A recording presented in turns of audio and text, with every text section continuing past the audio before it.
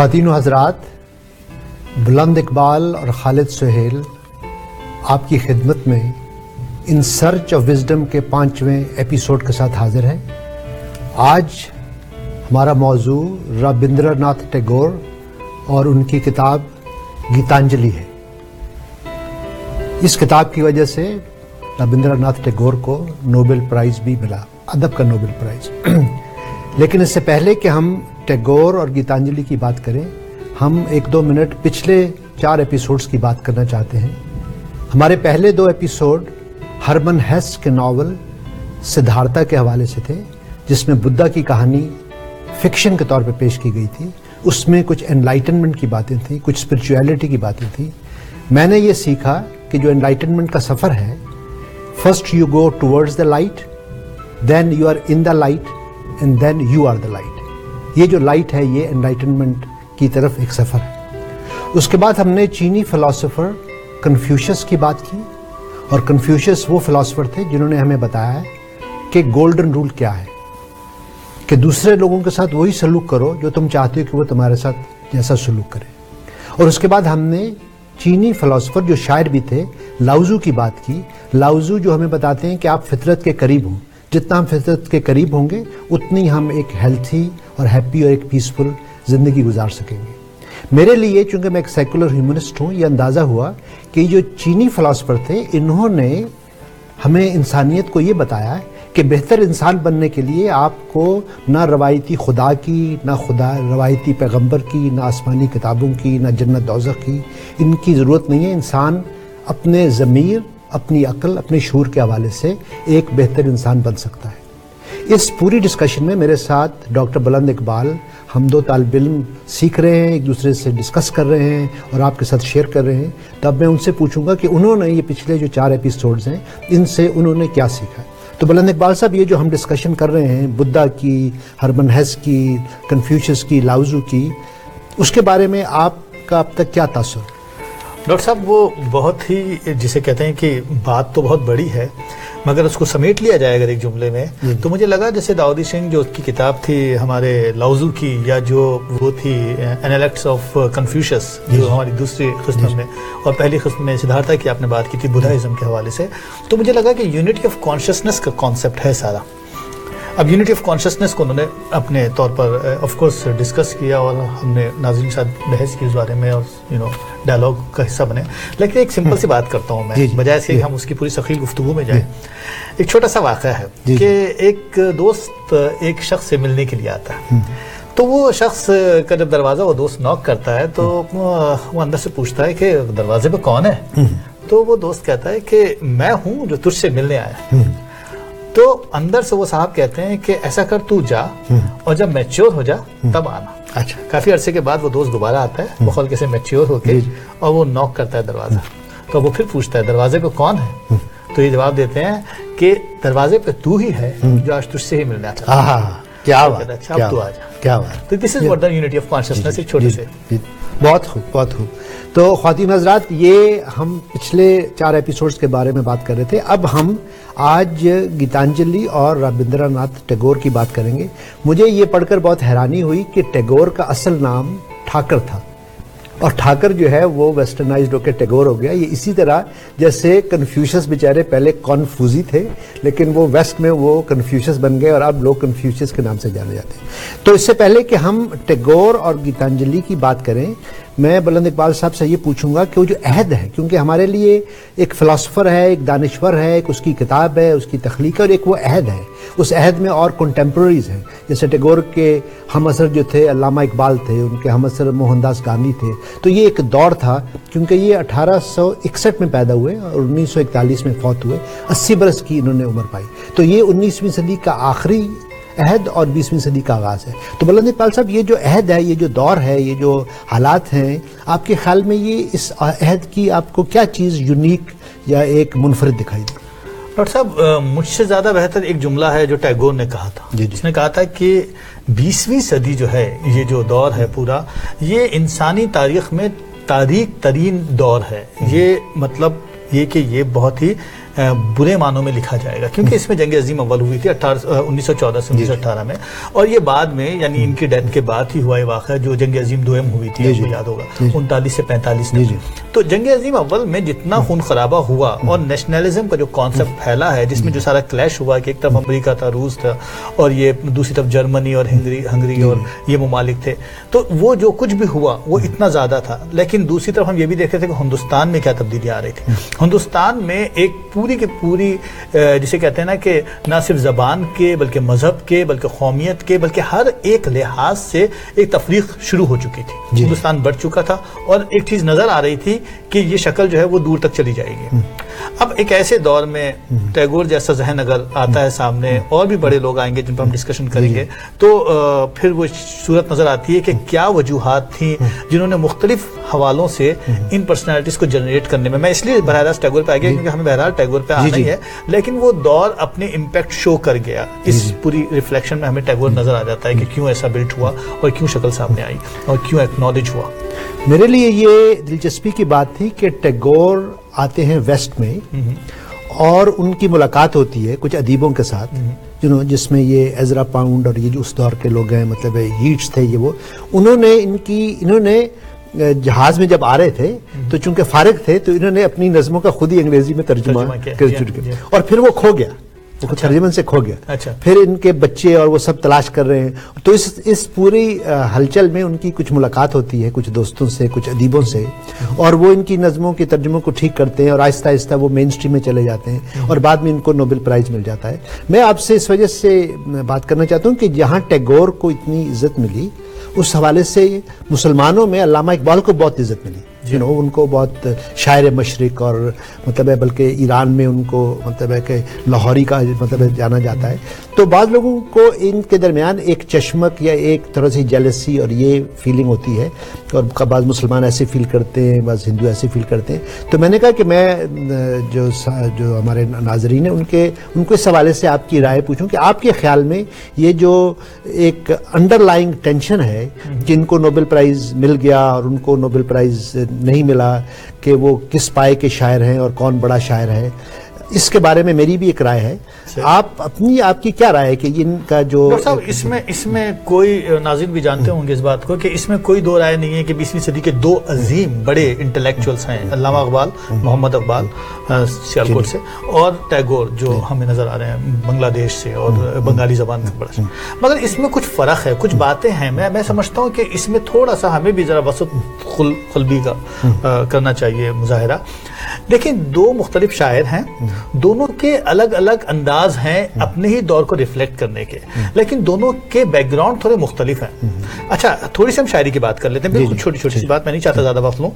ٹیگور جو ہے وہ آپ کو نظر آتا ہے کہ ٹیگور کے اندر بڑی موسیقی ہے، ٹیگور کے اندر ایک فیمینن انداز ہے، جسے کہتے ہیں کہ ایک نسوانیت ہے، خوبصورتی ہے، اور ہمارے یہاں ٹیگور کے یہاں ہمیں ایک ایسی ہمبلنس نظر آتی ہے، ٹیگور کے اندر جیسے کہ میں نے کہا میوزک نظر آتی ہے، اور جبکہ اقبال کے پاس ہمیں ایک پراؤڈ نظر آتا ہے، اقبال کے پاس ہمیں ایک لاؤڈنس نظر آتی ہے، ایک مسکولین اسٹرینتھ نظر آتی ہے، ایک ایک الگ انداز ہے بات کرنے کا۔ یعنی اگر ٹیگور کے پاس سافٹنس ہے تو ان کے پاس ایک آگ، ایک جوالا مکھی جو نظر آ رہی ہے، دہکتا ہوا ایک آگ۔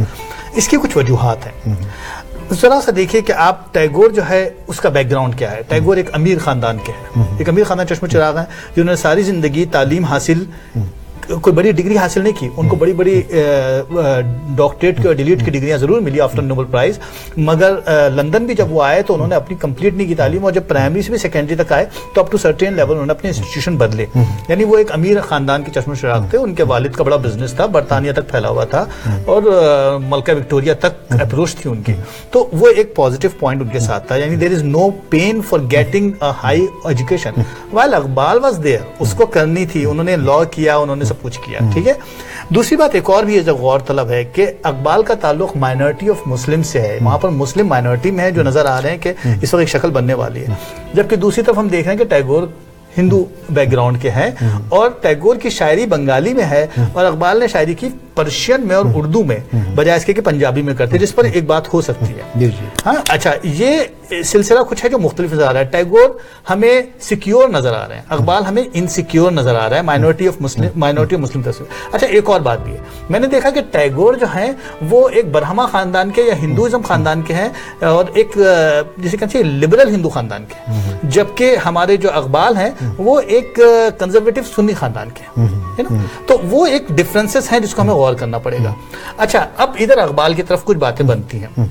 मसलन ये हुआ कि जब नोबेल प्राइज मिला तो कहा जाता है कि उन्होंने उस जमाने के एक डिप्लोमेट थे, उनका नाम था गुलाम अब्बास अरम, उनको एक खत लिखा और उसमें उनके कुछ जुमले हैं। उन्होंने लिखा कि टैगोर्स विजिट टू ईरान, क्योंकि हुआ ये कि सऊदी अरब, ईरान और इराक ने टैगोर को बहुत अप्रिशिएट किया नोबेल प्राइज मिलने के बाद भी, और वैसे भी इकबाल को अप्रिसिएशन मिली, एक सोनेस डेवलप हो गई। तो इकबाल ने लिखा एक खत गुलाम अब्बास अरम को, जो ईरानियन डिप्लोमेट थे, कि Tagore's visit was an attempt to forge Aryan affiliation between Hindus and Persians and suggested that this might lead Iranian reverse to Zoroastrianism.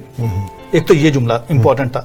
दूसरा, उन्होंने एक और भी तनकीद करी, उन्होंने कहा कि मैं उर्दू में बात कर लेता हूं, कि ये भी कहा कि ये जो टैगोर हैं ये एक मिसअंडरस्टैंडिंग प्रोड्यूस कर रहे हैं मुसलमानों को, उनकी जो लिबरेशन फाइट है वो असल में ये तासुर देना चाह रहे हैं कि सिर्फ आपके जो मास्टर्स हैं बदल जाएंगे, यानी पहले गोरे थे और अब ये हिंदू हो जाएंगे। इस तरह की बात भी उन्होंने इसी खत में लिखी ईरानियन अपने ब्यूरोक्रेट्स को या डिप्लोमेट्स को। और एक आध जगह और भी तनकीद की इकबाल ने, उन्होंने कहा कि टैगोर जो है उनकी स्पीच जो है वो तो हम्बल है, लेकिन उनके एक्शन बहुत प्रैक्टिकल है, जबकि इकबाल जो है वो उसके एक्शन जो है वो हम्बल है और उसकी स्पीच जो है वो वो है हम्बल है और सॉफ्ट है, या उसका जो वो है रेस्ट है उसके पास, जबकि उधर आपको एक्शन नजर आता है। ये कुछ बातें जो नजर आती हैं, जबकि टैगोर ने कभी भी तनकीद नहीं की। टैगोर के मानने वाले जो हैं वो तनकीद ज्यादा करते हैं इकबाल के ऊपर, और इकबाल के मानने वाले जो है टैगोर पर करते हैं, लेकिन टैगोर ने कभी भी ऐसा कुछ कहा नहीं। अब ये सब बातें हैं जिसकी रोशनी में भी। इसके बाद हम अगले सेगमेंट में, मैं समझ रहा हूं कि टैगोर का जहां इकबाल के साथ एक कॉन्फ्लिक्ट चल रहा था, एक और कॉन्फ्लिक्ट उनका मोहनदास गांधी के साथ चल रहा था, जो मैं बड़ी दिलचस्पी से पढ़ता रहा। तो हमें थोड़ी सी ब्रेक चाहिए, उसके बाद हम दोबारा नाजरीन कुछ टैगोर और गांधी की बात करेंगे और उसके बाद उनकी शायरी की कुछ बात करेंगे। तो यहाँ पर हम थोड़ा छोटा सा ब्रेक लेते हैं।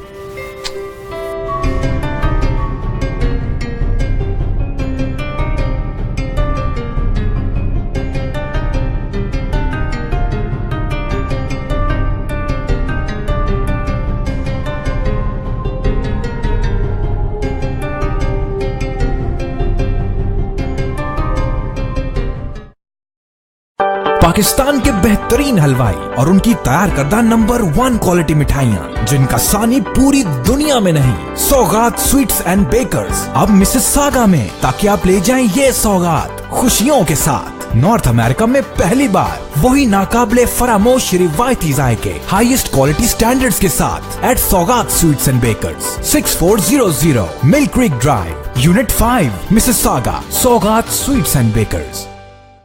Corporate business expansions are a pain, especially with all the paperwork for accounts and tax needs. That is, unless you have a chartered professional accountant by your side like Qadir Khan. I'm here to serve you all your corporate, personal, accounts and tax needs. You will guide you through bank loans, feasibility reports, business plans, and tackle a variety of CRA audits. Call Qadir Khan at 647-773-7550. Do you have enough equity in your house just sitting in the bank and you are not taking the best advantage of it? To make your equity earn money for you by investing it wisely? Who you gonna call? Like Ahmad!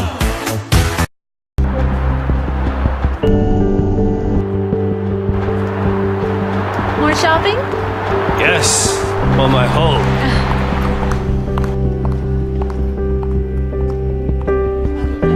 Welcome to Pan Am Blinds Limited. My name is Bobby, and I would like to introduce our very newest product. It is only with us, with Pan Am Blinds in Improve. It's combination of and silver shades, so Venus shades, so or Shangri-La shades. So it's a very unique and new product in different color. It's an energy saver.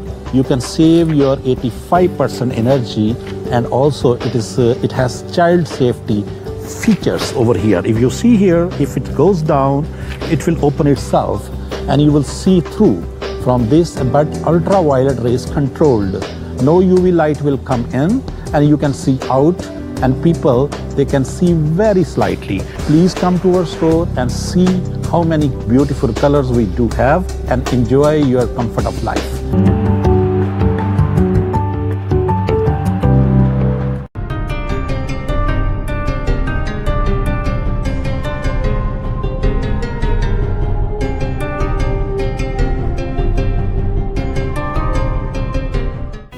ख़वातीन व हज़रात, हम in search of wisdom के 5वें episode में हैं।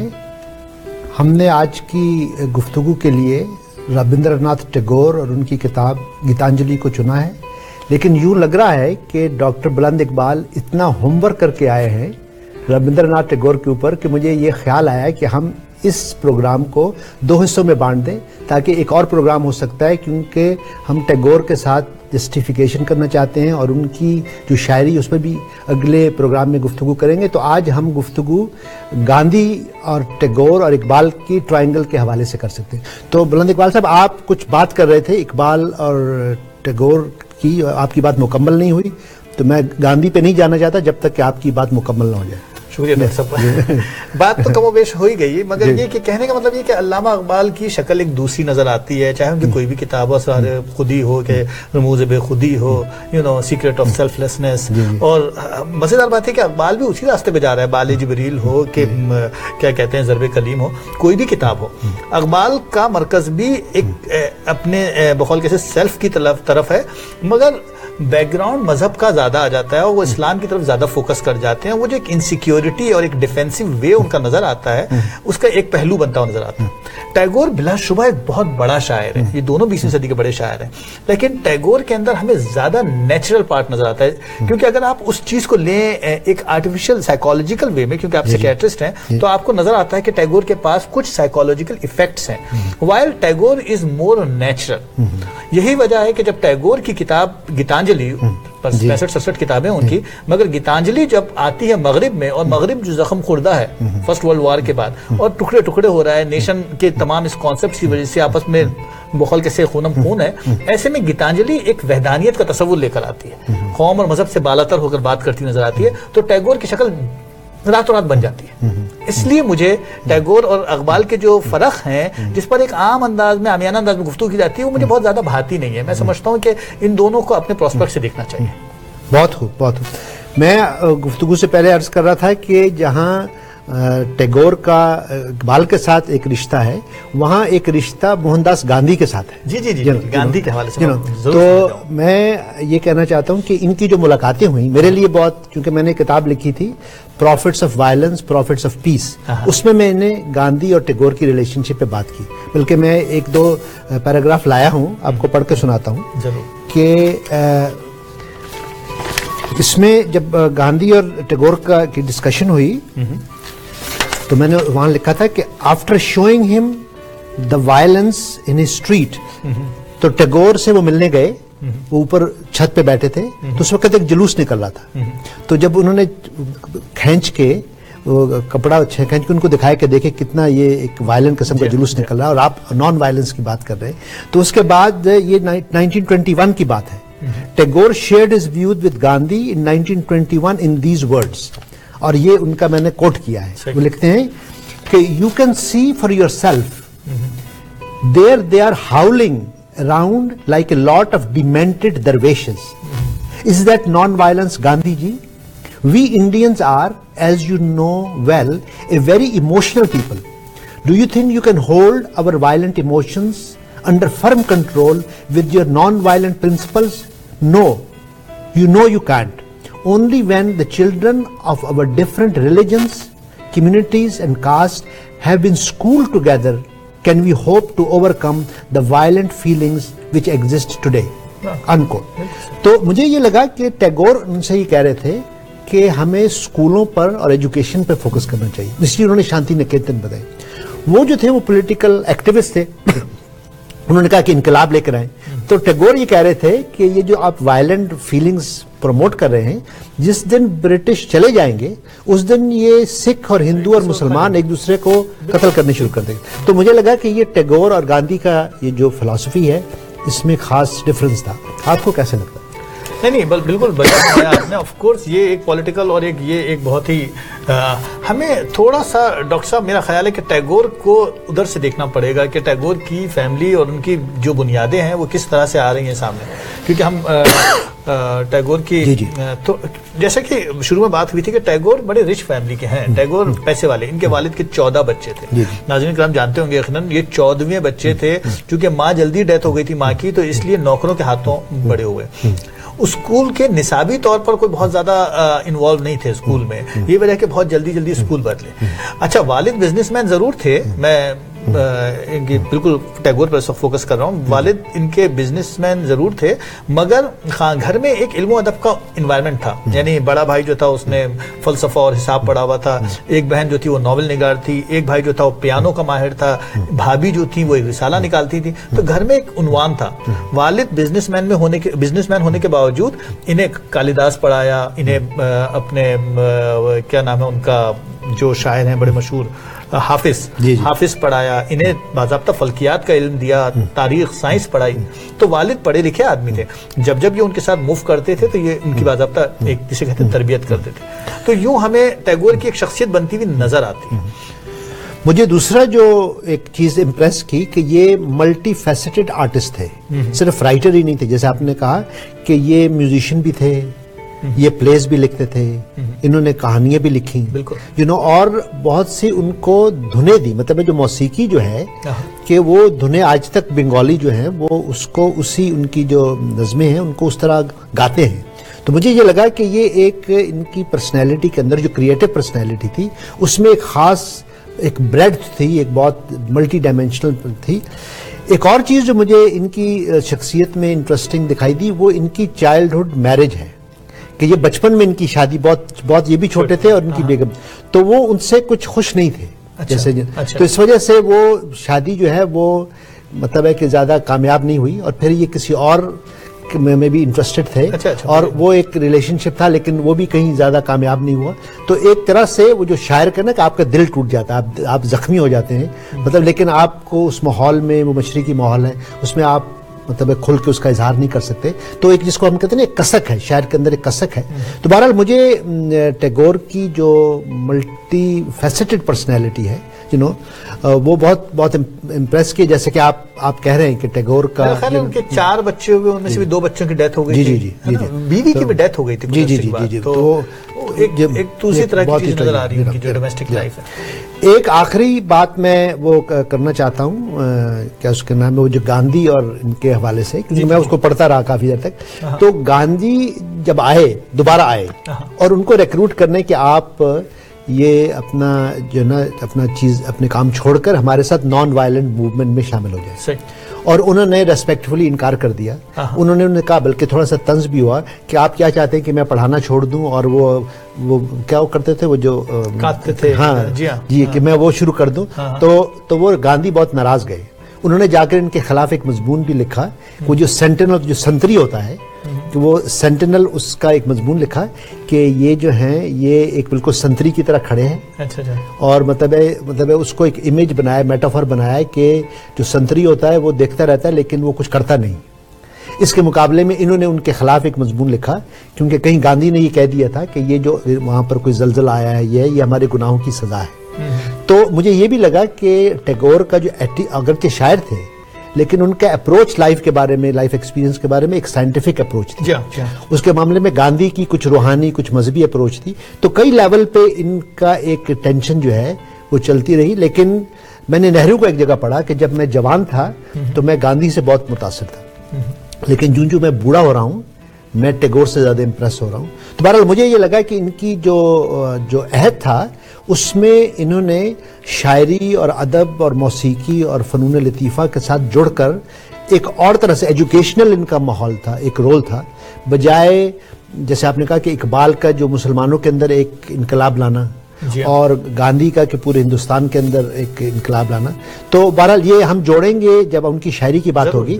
تو میرے نزدیک یہ میں سمجھ رہا ہوں کہ یہ ایک بہت ہی ایک پاورفل پرسنالٹی تھی. تو اب ہم دو چار منٹ گیتانجلی کی بات کرتے ہیں تاکہ اس کے بعد اگلے پروگرام میں ہم جائیں گے.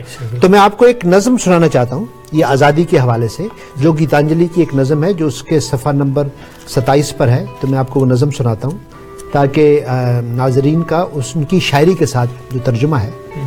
یہ لکھتے ہیں Tagore: Where the mind is without fear and the head is held high, where knowledge is free, where the world has not been broken up into fragments by narrow domestic walls, where words come out from the depth of truth, where tireless striving stretches its arms towards perfection, where the clear stream of reason has not lost its way into the dreary desert sand of dead habit, where the mind is led forward by thee into ever widening thought and action, into that heaven of freedom, my father, let my country awake. یہ جو ہے آزادی کا ایک تصور کہ ان کے ذہن میں ایک ان کا جو خواب ہے کہ وہ کس قسم ہندوستان کو کس قسم کا آزاد ملک چاہتے ہیں، یا ان کے ذہن میں ایک معاشرہ اس کی آزادی کا کہ وہاں پر آپ کو بولنے کی، آپ کو گفتگو کرنے کی، آپ کو کام کی، آپ کو چیزوں کی آزادی ہے نا. تو میرے نزدیک ان کا جو آزادی کا جو کانسیپٹ ہے یہ ایک بہت ہی صرف ایک آدرش تھا. تو میں اس وجہ سے یہ پیش کر رہا ہوں کہ بعض لوگ جو ٹریڈیشنل موومنٹ میں تھے، جو گاندھی کے ساتھ تھے، ان میں سے بعض نے ان پر اعتراض کیا کہ جیسے یہ جو ٹیگور ہیں یہ آزادی کی موومنٹ کے ساتھ نہیں ہے کیونکہ وہ نان وائلنٹ موومنٹ کے ساتھ نہیں تھے. تو ان پر یہ تو میں اس حوالے سے کہہ رہا ہوں کہ یہ آزادی کے حق میں تھے لیکن کسی لیول پہ نان وائلنٹ موومنٹ کے حق میں نہیں تھے، کیونکہ انہوں نے یہ کہا کہ یہ جو بظاہر نان وائلنٹ لگتا ہے یہ دراصل اس میں وائلنس آ سکتی ہے.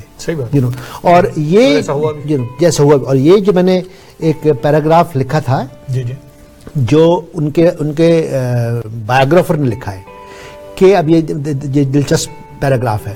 On 3rd February 1922, Tagore published a clear statement in the Bengali press warning against the violence latent in the movement, جو گاندھی کی جو نان وائلنٹ موومنٹ تھی. 2 days later, 22 policemen who had fired on a crowd of non-cooperators were burnt alive or hacked to death by the mob at Chauri Chaura. The Mahatma was profoundly shocked. About a week later, he suspended the civil obedience movement. On 10th of March 1922, Gandhi was finally arrested on charges of sedition, tried and sentenced to 6 years imprisonment. اگرچہ بعد میں وہ نکل آئے. تو کہنے کا مطلب یہ ہے کہ ان کا جو تصور تھا آزادی کا وہ گاندھی سے بہت مختلف تھا، اور یہ اپنی ایجوکیشن اور اس حوالے سے جا رہے تھے. شانتی نکیتن ان کا خیال تھا کہ ایجوکیٹ لوگوں کو کیا جائے، جبکہ گاندھی جو تھے وہ ایک پولیٹیکل افیئر میں تھے. بہرحال میں یہ اسٹیبلش کر رہا تھا کہ ٹیگور کا جو کانسیپٹ ہے وہ گاندھی اور اقبال سے اور ان کی موومنٹ سے بہت مختلف تھا. خواتین حضرات، ہم یہاں پہ آج کا پروگرام ختم کرتے ہیں کیونکہ ٹیگور اور گیتانجلی اس کے اندر اتنی ڈیپتھ ہے، اس کے اندر اتنی پالیٹکس ہے، اتنی پوئٹری ہے. تو ہم اگلے پروگرام میں اسی ڈسکشن کو اپنے 6 ایپیسوڈ میں کنٹینیو کریں گے. بہت بہت شکریہ.